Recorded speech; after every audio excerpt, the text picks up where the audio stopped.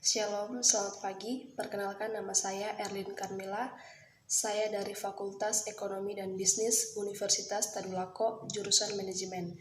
Saya mewakili kelompok 1 untuk membahas tema esensi dan korelasi etika dalam Perjanjian Lama dan Perjanjian Baru.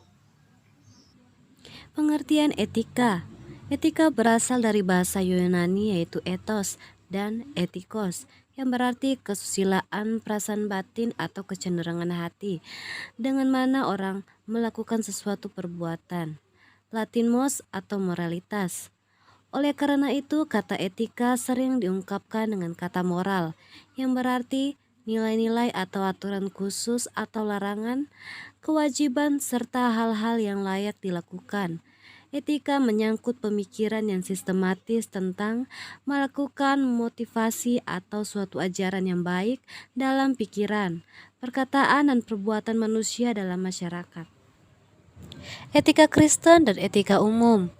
Etika Kristen yaitu etika yang dianut oleh agama Kristen dan berlandaskan Alkitab sebagai sumber otoritas tertinggi segala kebaikan.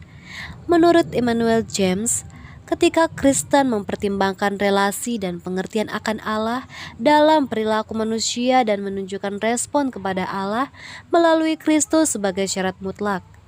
Etika umum yaitu semua aliran etika non-Kristiani termaksud etika-etika agama dan kepercayaan lain. Landasannya adalah ajaran dan moral yang dianut dalam suatu masyarakat, sifatnya aropoentris yaitu berpusat pada manusia.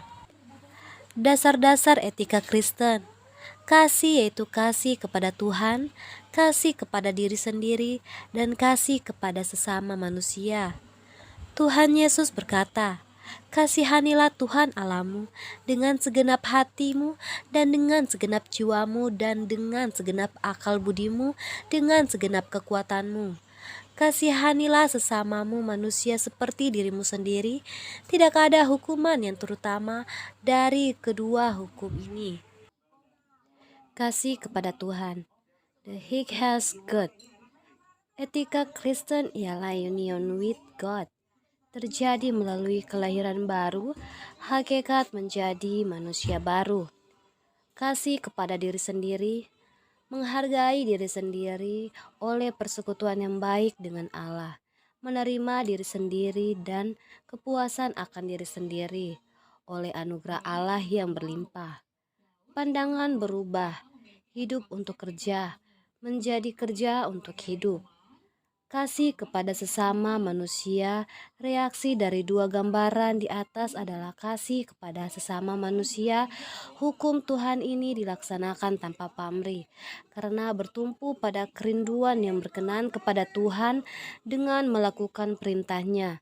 Menikmati berkat Tuhan dengan bersama-sama, itulah yang diberkati untuk memberkati. Kisah Para Rasul 4 ayat 32-37 membentangkan 4 prinsip yang mendasari praktik hidup mereka. Yang pertama, dasar kehidupan bersama. Percaya beriman kepada Tuhan. Yang kedua, adanya konsep pemerataan yang terkadang disertai pengorbanan. Yang ketiga, sasaran utama yang dilakukan adalah mempermuliakan Allah dan berkenan kepada sesama manusia. Etika Perjanjian Lama. Etika Perjanjian Lama menekankan hukum-hukum yang absolut yang dikenal dalam sejarah Wahyu. Menurut Walter, pokok utama etika Perjanjian Lama sebagai berikut. Karakter Allah.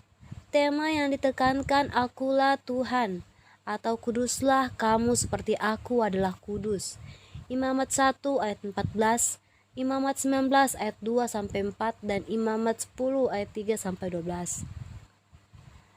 Hukum positif.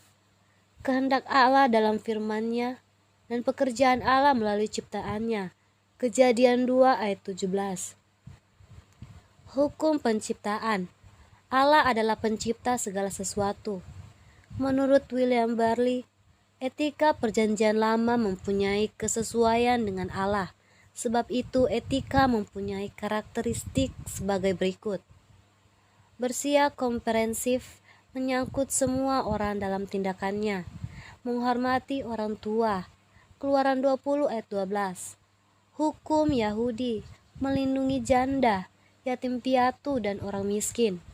Ulangan 10 ayat 8, Ulangan 11 ayat 7, Imamat 19 ayat 15. Etika dalam Torah atau Pentatuk. Kejadian menekankan kedudukan manusia di hadapan Allah sebagai makhluk mulia yang serupa dengan Allah. Imago Dei. Keluaran Kitab Janjian, Konvenen, yaitu 10 hukum. Imamat, Kitab Kekudusan Moralitas. Bilangan menekankan kekudusan ibadah. Ulangan, Kitab Hukum. Etika Perjanjian Baru berpusat pada Yesus Kristus atau Kristonom sebagai Tuhan dan Juru Selamat. Etika Perjanjian Baru berkisar pada kerajaan Allah sebagai tema sentral dan bersifat spiritual, yakni kelahiran kembali, Yohanes 3 ayat 16, iman, Markus 8 ayat 3, ketaatan, Matius 7 ayat 17. Etika Rasul Paulus. Etika yang dilakukan dalam setiap argumen teologisnya, Paulus selalu mengakhiri dengan etika yang bersifat imperatif atau perintah. Ciri-cirinya menekankan kasih, pengampunan dan melayani, bertanggung jawab, hidup dalam perdamaian dan kerendahan hati, sosial dan kepatuhan pada perintah. Roma 13. Etika Rasul Yohanes. Yohanes dikenal sebagai Rasul Kasih karena menekankan kasih dalam Injilnya dan surat kirimannya. Etika Rasul Petrus. Etika yang diajarkannya menekankan pentingnya mengikuti teladan Tuhan Yesus. 1 Petrus 2 ayat 21. Kekudusan hidup 1 Petrus 4 ayat 7-11. Keharmonisan suami istri 1 Petrus 3 ayat 1-7. Etika kehidupan Kristen.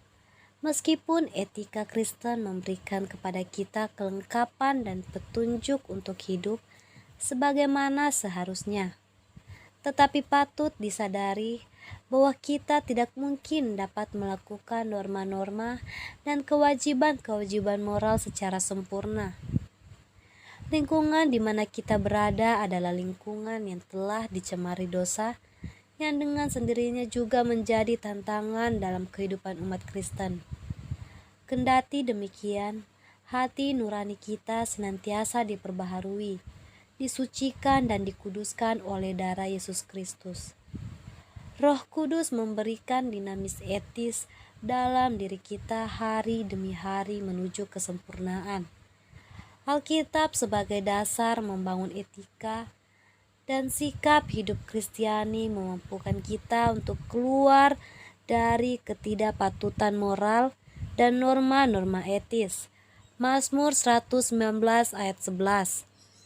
Firman Allah menjadi penuntun yang menerangi pekatnya jalan kehidupan serta bayang-bayang keberdosaan.